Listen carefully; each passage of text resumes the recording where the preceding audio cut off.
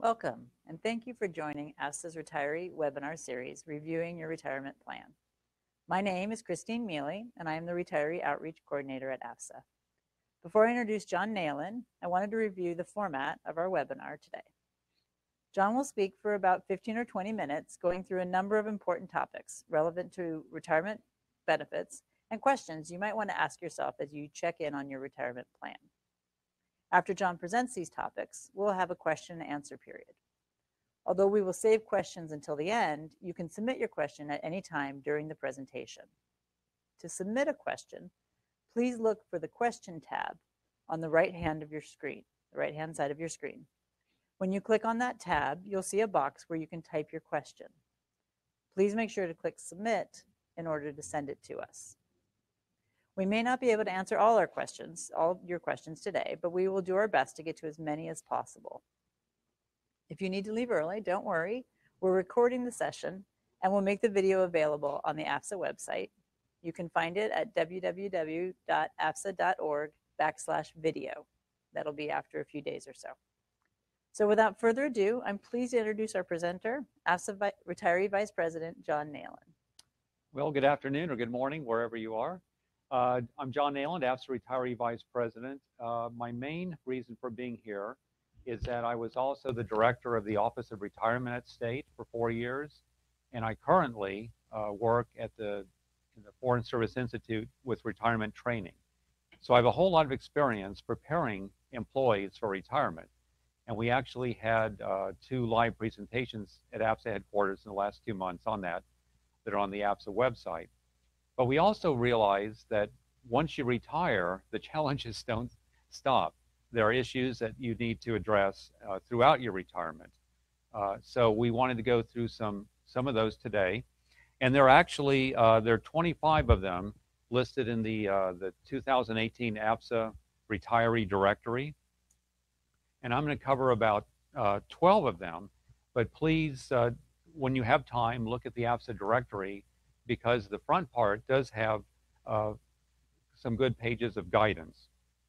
The first issue I want to talk about is beneficiary designations. If you've had any change in marital status or anything since you retired, make sure you've updated your beneficiary designations. I can tell you, as a director of the Office of Retirement in the past, several times a year, we would have the situation where someone passed away and spouse 1.0 got the money instead of spouse 2.0. So even though your will may very clearly say, life insurance goes to person X, it's what's on that beneficiary designation for the federal life insurance or for the thrift savings plan or for your retirement annuity. It's what's on that piece of paper that you signed way back when. That's who the money goes to. So if you have any doubts, by all means, go ahead and update the forms and send them back in. And there's information on exactly how to do that in the AFSA directory. The other issue that comes up is divorce and foreign service retirement benefits. Even divorce attorneys in the Washington, D.C. area, a lot of them don't know the specific rules regarding foreign service divorce. So again, if since you retired, you've been divorced or thinking of divorce, you need to know these rules. And there's a State Department cable, which I wrote, that's still the active guidance, and we posted it on the AFSA website in the retiree services section. It's a 2014 cable that explains some of the unique peculiarities of divorce decrees in foreign service retirement benefits. The other issue is survivor benefits, and this comes up, unfortunately, a couple times a year. If after you retire, you divorce and then remarry, you have a deadline for putting your new spouse on your health insurance and on your retirement benefits. And there are no waivers in federal law. So under the old retirement system, to put a new spouse on your retirement benefits, you have 1 year. Under the new retirement system, you have 2. And if it's a day past that, there's literally no waiver the Secretary of State has, or no saying I didn't know. So please look at that. And it's in the Office of Retirement each year puts out a directory, not a directory, a annuitant newsletter. And I'll say more about that, but there's information about survivor benefits in that. Life insurance after retirement. Um, Most of us have our life insurance through FEGLI, the federal program, and unfortunately that's managed by the Office of Personnel Management, which is unfortunately famous for being non-responsive. So if you have any questions about who is your beneficiary for your life insurance, your FEGLI life insurance, it's almost impossible to get an answer from OPM, so the best thing to do is put in a new beneficiary designation and send it to OPM. Estate planning documents. In our retirement planning courses at FSI, we have people come in and, in great detail say you need a will, you need a power of attorney, you need a medical directive, and probably most of you have that. But our speakers, who are obviously attorneys and CPAs and everything, also say that if you haven't updated it in 10, 15, 20 years, you really should take a look at it again, especially if there's been a change in your family situation, if you've moved to another state. So even if you have long-standing estate planning documents, as we go through retirement, we may need to revisit those. Medicare Part B, I don't know how many of you are still under 65 and facing that decision, but when you get to it, it's quite a complex undertaking. Anyone living in the U.S. Would probably want to take Medicare Part B, but the question is the cost. It costs quite a bit, and so you need to think about the pros and cons. On the AFSA website, there's a webinar, there's a video, a presentation that Paula Jacob gave called Medicare FEHB. So I would encourage everyone to look at that if this is an issue you're facing, because there's information on the AFSA website, there's information in the retiree directory, but Paula Jacob's description of it takes about an hour and it goes into some important detail. So please take a look at that. The next issue we need to think about as we go through retirement is our retirement savings. Now, for those of us in the new plan, we have the thrift savings plan, and others may have IRAs. And those of us in the TSP may also have IRAs. And so this is a good day to talk about it because apparently the stock market is going up and down today. But your TSP is a critical part of your retirement savings. And there was what I think is a really interesting article was in the December retiree newsletter, which is posted forever on the AFSA website in the retiree services section, that talked about a little known fact about your TSP. And that little known fact is that your TSP in your TSP or in any retirement savings, you probably have sought to balance the portfolio between bonds and stocks. Bonds, of course, protect the nest egg, whereas stocks help you beat inflation. So if you're going to be drawing funds from the TSP, or survivors going to be drawing funds from the TSP 15 or 20 years from now, most people say you need to have some money in stocks, otherwise the value of your funds are going to be eaten up by inflation. So most people have a balanced portfolio that has some stocks, some bonds, and they focus on their time horizon. They focus on their risk tolerance. And if you don't have much risk tolerance, then you're going to want mostly bonds. But what this AFSA newsletter article from last December points out is that you also have an annuity, which a lot of Americans don't have. And your annuity basically acts like a bond. It's a stream of guaranteed income that you're going to get. So if you have for example, have a $5,000 a month foreign service pension, that's as if you owned a $1.5 million bond that paid 4% of its value every year. So if you have your balanced portfolio of TSP or IRA, yet you also have this pension, you have a lot more bonds than you thought about, because the pension acts like a bond. So if you thought, for example, in the TSP life cycle 2030, if you're in that, for example, you say, well, I have 30% of my money in bonds. Well, not really, because if you include your pension, you really more like have the equivalent of 80% of your retirement income in bonds. So maybe that's your risk tolerance and your time horizon, and maybe that's fine, but maybe it's not. So as we go through retirement, think about your TSP, think about rebalancing it, think about making sure that the money lasts and the value of the money keeps up with inflation. Social Security, if you're like me, are not yet to the point where you've taken Social Security, obviously the question is, when do you start? If you start at age 62 or soon thereafter, you get less money per month than if you wait 5, 6, 7 years. And so the key to know when to start your TSP is to know when you're going to die. And of course, you don't know when you're going to die. So you need to weigh the pros and cons of starting early and getting a lower amount for a longer time, or waiting and get a higher amount for a shorter time. And as you make this decision, keep in mind the survivor benefit, because the survivor benefit depends upon the value of your benefit. So the earlier you start, the lower the survivor benefit will be. Long-term care insurance, most people make this decision in their late 50s, and then they either choose it or they don't, and then they're done with it.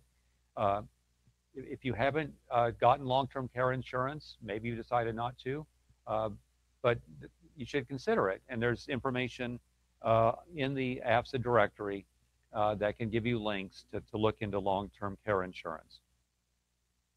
Reemployment, federal reemployment after retirement.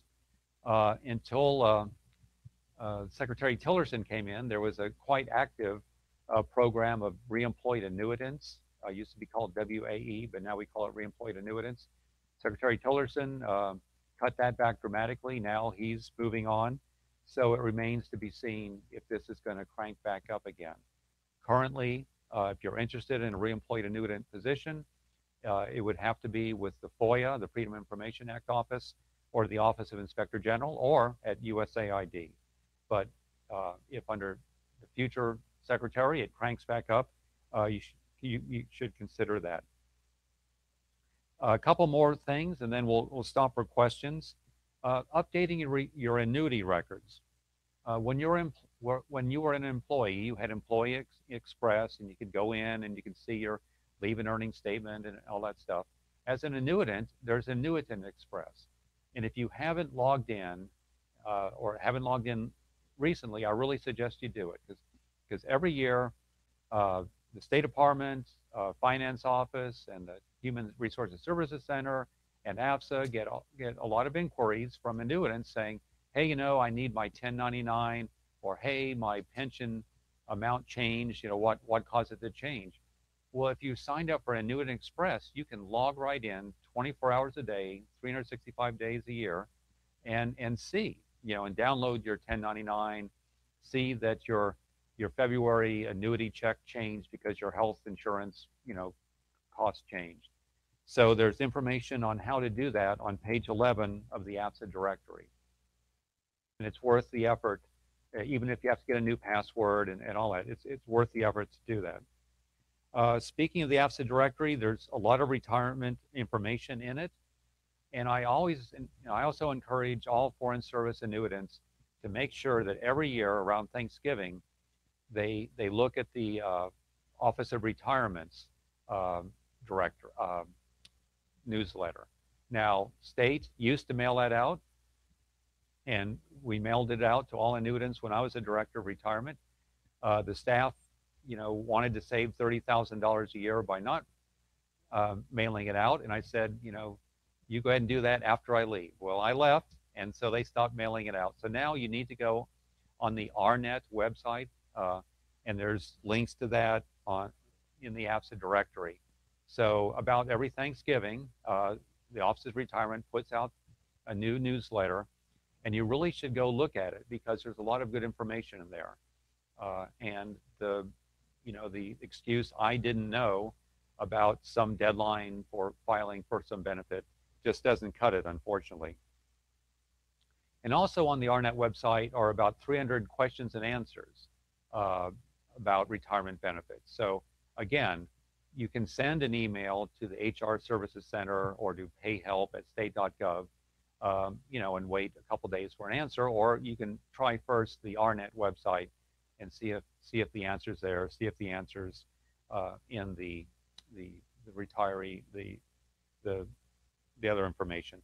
And on AFSA's website in the retiree services section, we also have information, and as we go forward, we'll be putting more on. So I just, those are kind of going over the topics that I wanted to go over. If you do need assistance from AFSA, obviously we're here. AFSA has, Todd Thurwacker is your retirement counselor, and if you look in your March 2018 Foreign Service Journal, you'll see a really good full-page description in the AFSA news section of exactly what he does, how many people a year he helps, the kind of issues he helps with, and how to reach him. And of course, also Christine Mealy, who began this webinar, works on retiree outreach, works on Foreign Service Day events, Speakers Bureau, sets up webinars. So if you do need AFSA's help, we're here. And as the retiree VP, I've restarted something that some previous VPs have done, of meeting with the Office of Retirement, the director of the Office of Retirement. So if there's some issue that needs to be taken to state, we obviously can do that to get it resolved. So with that, I'll stop now and I'll take any questions that you all may have. All right. Thank you, John. I think the first question important to address, since we've referenced the retiree directory, somebody asked, how do we get a copy of the AFSA retiree directory? Well, if you're paying dues and we know where you live, you got it. So if you're not paying dues, you don't get it. And if we don't know where you live, we can't send it to you. So email member@afsa.org and explain the situation. And if we lost your most current address, we'll put it in the database and we'll send you a new copy. If you're not a member, we'll send you information on how to be a member to help pay for these services. And that what we should note is it's for retiree members. So if you're a retired AFSA member and you haven't received your directory, please email us, because it probably got lost in the mail. Right. So that may happen too. Yes. The second question then, at retirement, is it possible to roll unused leave monies into an IRA? Well, when you retire, you get paid for that, and so that's wage income. So sure, you could.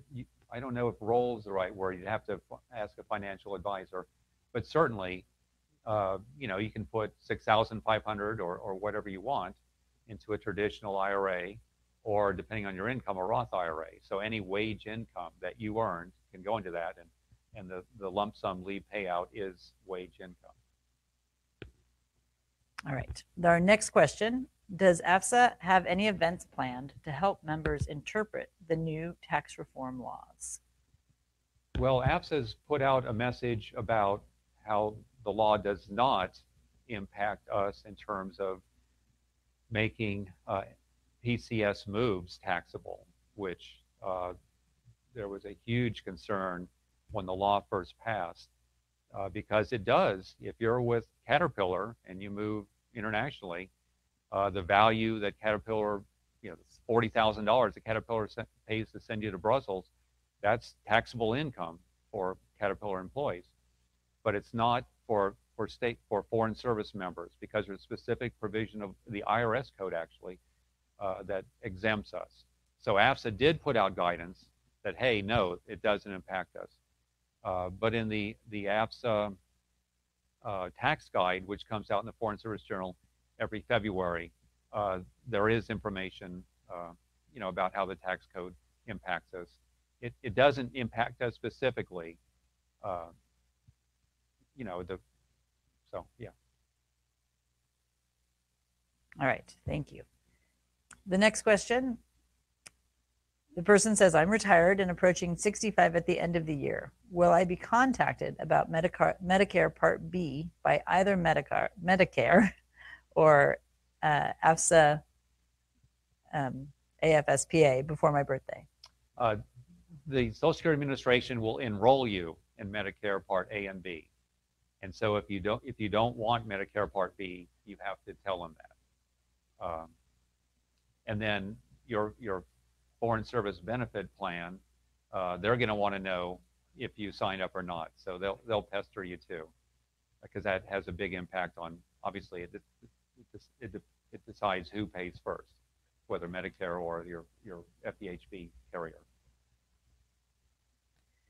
All right. The next question, this gets into annuity. This person is asking, when they turn 50, they'll have 18.5 years already in the foreign service. They have almost another 8 years having done military service. So that's a total of 26.5 years. Is it correct to assume that they'll be eligible automatically for their annuity? In other words, do they have to have put 20 years in the foreign service itself? So you have to get a foreign service annuity, you have to have 5 years in the foreign service at least. And typically you need 20 years of service. So I was in the Army, but I bought back my Army time. So you need to buy back your military time to have it counted. And that's a process that you have to go through. And there's information on the RNet website about that. But you need to buy back your military time, because when we were in the military, we didn't contribute to the foreign service pension system. So now you have to contribute a relatively small amount to buy it back. So you do that, send the money to the state finance, and make sure that at the end of the day, in your EOPF, there's a paid in full memo, because it's not done till the last step is taken and there's proof of it. But once you buy back the military service, then those 8 years will go into your credible service, and that puts you over 20 years, and you're eligible for immediate annuity.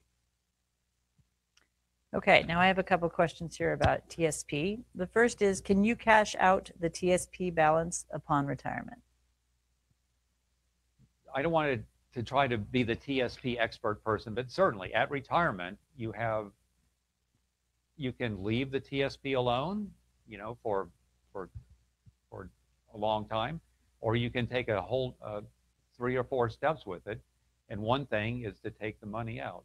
But if you're still on active duty, you really, really, really ought to go to one of the FSI retirement planning seminars and learn all about that from the TSP rep, because if you take the money, that's a taxable event.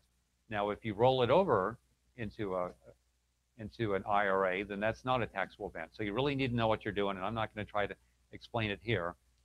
So try to go to FSI for one of the retirement planning seminars, or go to the TSP website, and there's information on that. And if you're active duty state, in the on HR Online, in the EBIS, the e-retirement section, there are kind of webinars, and there's a webinar on the TSP that'll explain it. The other TSP question is, does TSP Fund G have set limits? Set limits? Let me see if I can figure out if there's more on that. The question is, I hear TSP G Fund may have limits set on it. Is this true? Do you know anything about that? Well, first of all, they rob the G Fund all the time when the government comes up to its debt ceiling, but that's happened a number of times, and by law, they have to repay it. So I wouldn't worry about that.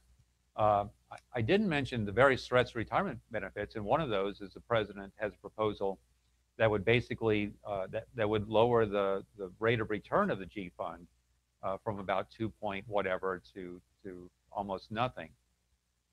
So why don't I mention that now? That the president has a whole number of proposals out there that are not in the omnibus budget that's due to pass in the next couple hours. And he's doubled down on the proposals this year compared to last year, and so far they haven't gone anywhere. So there are all kinds of proposals out there, one that would impact the G Fund.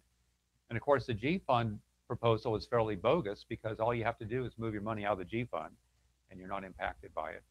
But there are all kinds of other proposals that would impact active duty people, the annuity calculation going from the 3 years of their high 3 years of service to their high 5, things like that. So, but again, those proposals are not moving, and the whole budget drama of the last year or so has in it the Republicans, who are typically the guardians trying to stop the deficit from going higher. They've kind of pulled back from that.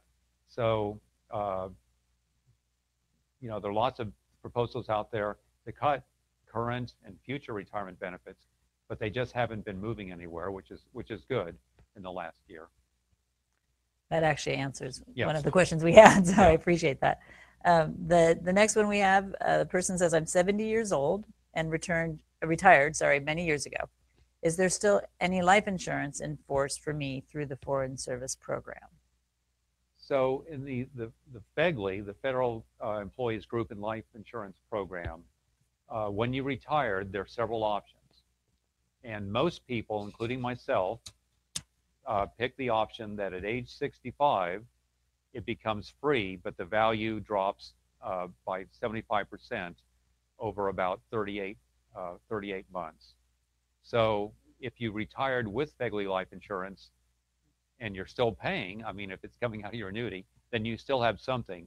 Most folks opt for the 75% reduction, but some people opt to keep their full, FEGLI life insurance, and of course it costs a pretty penny, and some of it costs more and more as you get older. So when you retired, you should have gotten a certificate of what your FEGLI life insurance value was, and hopefully you kept that. If you didn't, we're up against trying to get OPM to answer. But if you really need help with that, email us at AFSA, and we'll try to help out. But again, even when I was the director of the Office of Retirement, often OPM would not respond to our inquiries about FEGLI life insurance beneficiaries and value. All right, our next question says, I retired under the new system and get Social Security benefits. My wife was under the old system and doesn't get Social Security. Will she be eligible to receive Social Security based on my contributions? I'm just not enough of an expert on Social Security, so I'd encourage you to go to the Social Security website, maybe look at the RNet website, and again, if you can take the retirement planning seminar at FSI, and they do webinars too, so sometimes you can catch it online. But I don't want to be out of bounds here and give you bad information. Okay. We're going back to Medicare Part B. It says Medicare Part B costs many of us $267 a month. And again, many of us had to retire at age 65 with less than 20 years of service due to a mid-career shift. Right. So we started the Department of State at age 50. The question is Medicare Part B really worth it, considering that our health insurance covers most everything? Again, I would suggest you watch Paula Jacobs. I think it's at least an hour giving the pros and cons. I personally, when I get to 65, I plan to get it, but many people say they don't want to. But you really have to weigh the pros and cons, and it depends. Are you going to live overseas part of the time, or you live in the United States? So there's not one answer for everyone. Sorry. And that video is on our website. Right. Yeah. Yeah. Search Medicare and FEHB. Okay. And the next question: I'm a Foreign Service officer, age 58, with 17 years in the Foreign Service. Interested in retiring before my 20 years, before age 62. How can I find out what the early retirement impact would be? So if you're at state, go on EBIS, EBIS e-retirement, and under My Benefits, it'll show the earliest retirement date you have, that you're eligible for, and then it'll show you what your benefits are then.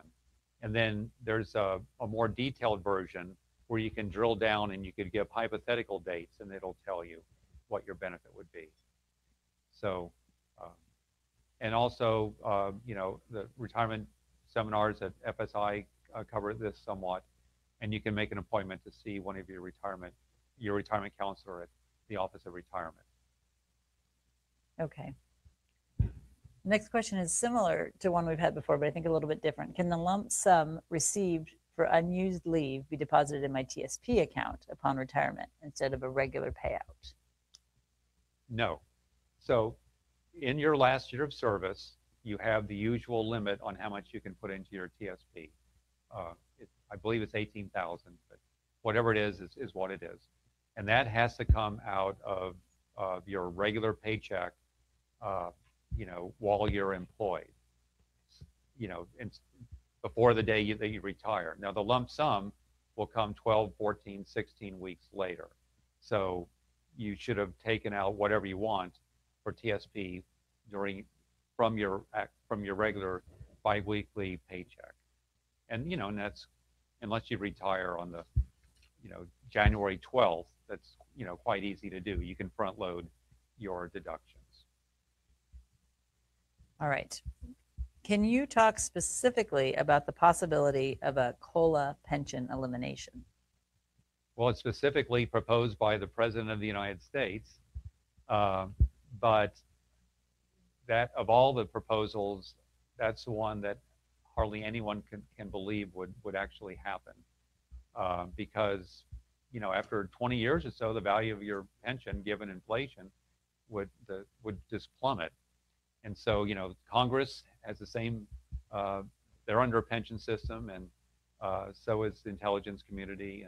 And so I just can't imagine that happening. All right.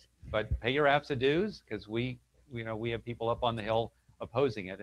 And on these big picture issues that impact, 2,500 federal employees and 2,500 federal retirees, AFSA works through the Federal Postal Coalition, which is all of the big civil service unions plus the National Association of Active and Retired Federal Employees. And we, AFSA, with the coalition, as a coalition member, we communicate with Congress on these big picture benefits issues.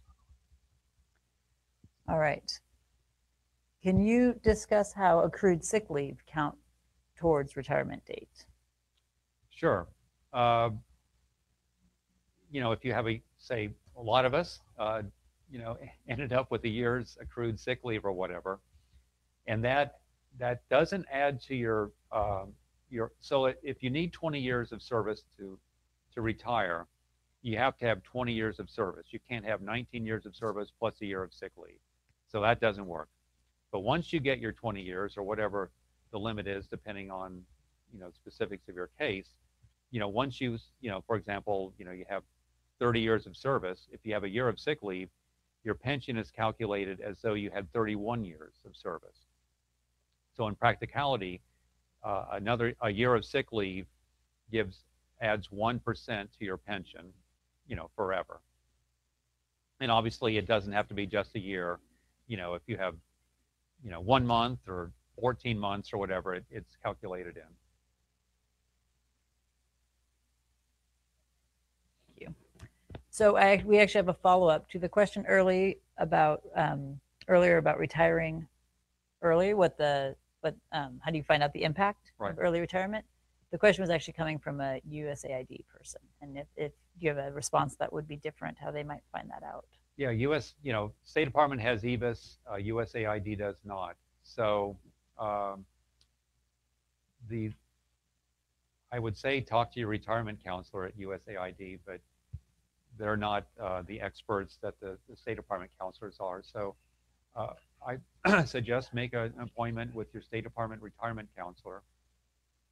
And you can call the Office of Retirement at State, and the contact information is in the directory, the AFSA directory. Contact them. Don't contact them in August or September, the busiest months. It's like Super Bowl weekend there. But any other time of the year, contact them and say you'd like to meet with your retirement counselor. You have some questions, and if you don't get an answer, then be persistent. Okay, I think we have time for a few more questions. Please type them in if anybody has them. I think we've answered most of them. In the meantime, while we're waiting, I want to say that a lot of the information that John is so expertly walking through, we have on the AFSA website as well. So if you go to the AFSA website and you look for retiree services section, that would be under members. You'll see retiree services. You'll see we have a number of articles on TSP, Social Security, etc. You can also email, as we've talked about, member@afsa.org.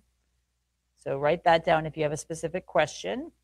And then, of course, we refer to the videos that are available, and that's at www.afsa.org/video. All right, we do have another question here. It says, I am a Foreign Service specialist with almost 10 years of service. I have another 9 years to reach the mandatory retirement age of 65 with the Foreign Service. In addition, I'm a retired senior NCO military service member with 26 years. Is a military buyback still worth it? So in your case, it may or may not be. So what the Office of Retirement at State will do is they'll calculate both. And they'll see, what is the benefit of adding those 27 years to your state pension versus keeping them separate. And they'll give you, a side-by-side comparison, and you can make that decision. So, I was a second lieutenant in the Army for 3 years, so it definitely made sense for me to roll that into the Foreign Service pension calculation. But, for a longer career at a higher grade, sometimes it's not. All right, our next one. When should one begin the retirement process through HR? How much lead time is required?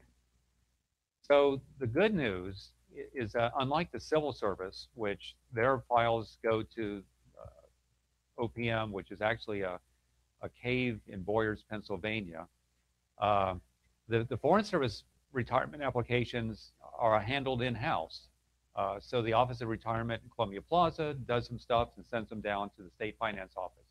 So, in a pinch, things can go really quickly, but only if you've bought back any military or Peace Corps time, only if, if you've been divorced, you've had the Office of Retirement review your divorce decree. So there are a lot of moving parts.